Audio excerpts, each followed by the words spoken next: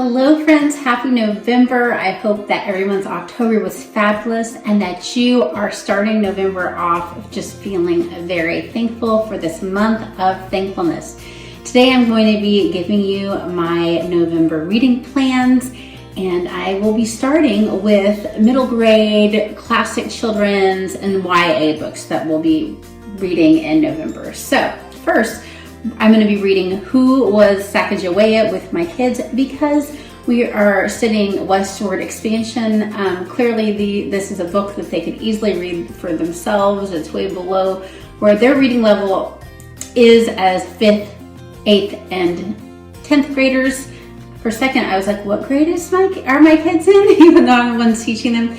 And this was written by Judith Fradin and Dennis Brindell Fradin. Then with my 13-year-old son, this is a YA book called The Blue Tower, and it is by J.B. Simmons. Now this is a book that my sister-in-law gave to my son for Christmas last year, and we have been wanting to read it together because it's just one that I've been interested in as well. I kept seeing it advertised, and it's really hard to pin down what this book is about. So there are, I believe, 5 different towers. You've got like a blue, red, white, black, and maybe like a gold tower. Maybe there are only 4 towers. So this boy, he ends up like washing up to shore in, basically his birthday suit, and he doesn't have any memories from his past, and there are other kids that are kind of in the same situation, and there are certain situations they put them in where they can get memories, and the memories don't add up to the ages that they are. They're like adult memories. So this is sort of like a dystopian feel. So far, I don't know where it's going. I have a feeling I'm not sure if this is supposed to be allegorical or not, but I have a feeling that this might be having allegorical elements to it. So far, super interesting. I have a feeling we will be hunting down the books to the other tower colors eventually. And then the next book that we have already started, and we started it just because it was spooky season at the end of October, but didn't quite have time to finish it. We're doing this as an audio, is The Peculiar Incident on Shady Street by Lindsey Currie. And this is about a girl whose family has moved to Florida to this big, creepy, like mansion type thing. And because her father is going to be first violinist for the Chicago Orchestra or Philharmonic, and my first clue that there probably is a haunted house or something going on is because they were able to move into a big mansion on a violinist and a painter's salary. Yes, as someone who comes from the ballet world, artists are not generally paid that much money. But there are some creepy things that are happening in this girl's house. She's making friends. The parents are different than a lot of the other parents. They're a little bit more free range, and she's just moved to this big city of Chicago where parents are reining in their kids a little bit more. So she kind of feels like different in that.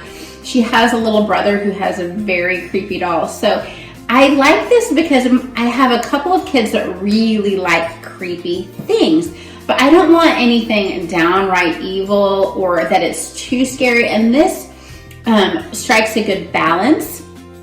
I learned about this book from the channel Mr. Pearson, who is an upper elementary school teacher. Maybe he is kind of lower elementary, I'm not sure, but he reads a lot of middle grade to recommend to his students and the parents. So it was a good recommendation. We're enjoying it a lot so far. And then one that I wanted to get to in October is an audiobook, but I decided to listen to The Peculiar Incident with my kids first, was The Wolves of Willoughby Chase. This is a classic children's novel by Joan, and it's about an alternative London where wolves are kind of going everywhere over London and England countryside and English countryside everywhere. So this is one that we are going to really try to get to this month. It just feels like a good fall book to me. All right, now nonfiction books that I will be reading. Well, the first one will actually be a family read. We're taking this more as a Bible study, and that's Found God's Peace by John MacArthur. And this is just a scriptural study of the peace of God and looking at different verses that help with dealing with anxiety. And then this will be a book that is long term, and I may not talk about it again for a while just because it will be going one chapter a week. Is Your Story Has a Villain. And this is about Christian spiritual warfare, dealing with the darkness and the light, angels and demons. I believe that they are real. And it's written by Jonathan Pokluda. Pokluda is Pokluda. And then, so I'm reading this with some ladies in my Sunday school class, and we're talking about our Marco Polo. So it'll be interesting to do that with some friends. And then I have read this book before. I have not finished it. I actually DNF'd it. Educated by Tara Westover. I started this book a couple of years ago, and I got so angry at Tara Westover's parents that I had to stop reading it. This is about a girl who grew up in a family that was trying to be off-grid so much that some of the kids didn't have birth certificates. She learned some interesting things living up in the mountains. Like she learned about like herbs and midwifery, but however, her mother was not a certified midwife. She was delivering people's babies who also wanted to stay off-grid. So she was teaching her daughter also how to lie about what her mom was doing at different births. But Tara, overcame the fact that her parents didn't teach her basic math or really much about reading and things like that. Didn't give her like a traditional education, which I think it's okay to not give your kids a traditional education as long as you're giving them a very comprehensive education. All children deserve and need to learn how to do the 3 R's, reading, writing, and arithmetic, but they were so off-grid that she had no way a lot of times of having opportunities. But she took opportunity in her own hands and had a great higher education. So I'm interested to get beyond my anger at her parents for, as a homeschooler, because of people like Tara's parents, there are government leaders who want to make all sorts of laws. And there have been a lot of studies done that homeschoolers generally do better when they are able to follow what they feel like their kids need without a bunch of benchmarks given by the government. But people like Tara Westover's parents are the reason why there are people that have the concerns they do, which is why I was so mad. I'm going to get off my tangent and my high horse now and get back down to earth. Anyway, those are the nonfiction books that I'm going to be reading. General fiction, adult fiction, that I'm going to be reading. I talked about this last month, and I have started it, but I wasn't able to finish it for my book club for December.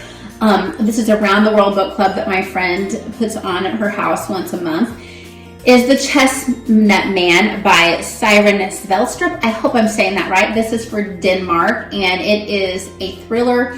So far, it's reading a little bit more like a mystery with moments of thrill, which I like because sometimes thrillers can be a little bit too intense and a little bit violent. There have been moments, but nothing that has made me feel like I need to put the book down and stop reading it. And then I've also downloaded to read Firefly Diaries. This is a Christian mystery by C.C. Warrens, and I really don't know much what this is about. I put this on my TBR a couple years ago to read in the fall at some point, based on the recommendation of Book Talks with Mrs. Thomas. Mrs. Thomas, if you see this, we miss your videos. I hope that you're doing well. I'm reading a book that you recommended, though. And then last but not least, and actually I've been wanting to read this for a while. It's been on my TBR cart. And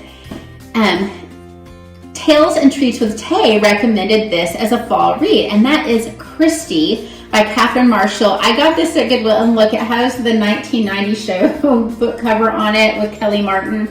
But this is a book about a 19-year-old who goes to the Smoky Mountains where people are in poverty, and she is a school teacher there. Now, I did see a few episodes of the show in the 1990s. I'm sure the book is much more comprehensive than the few episodes I saw, but I'm looking forward to reading this modern classic in the fall. Thanks for making me think of reading it in the fall.